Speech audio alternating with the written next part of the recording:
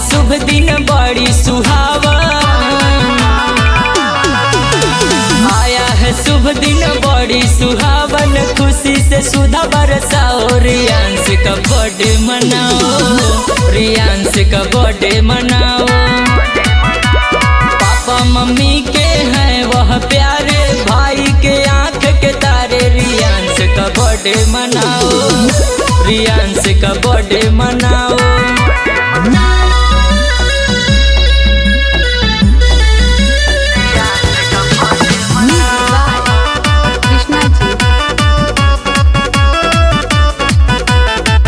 होगा birthday party आज, आएंगे सारे रिश्तेदार जी, खुशियों की बारिश होगी, प्यार का होगा बौछार जी।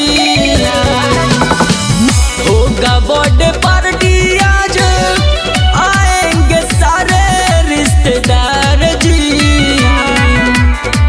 खुशियों की बारिश होगी, प्यार का होगा बौछार जी। दादा दादी के हैं वह प्यारे, खुशी से झूमो गाओ, रियांश का बर्थडे मनाओ, रियांश का बर्थडे मनाओ।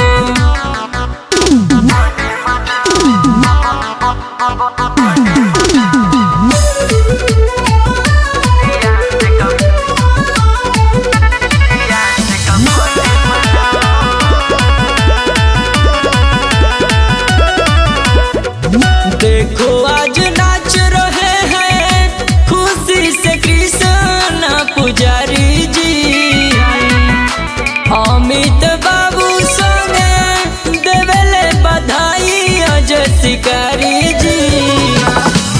देखो आज नाच रहे हैं खुशी से कृष्ण पुजारी जी,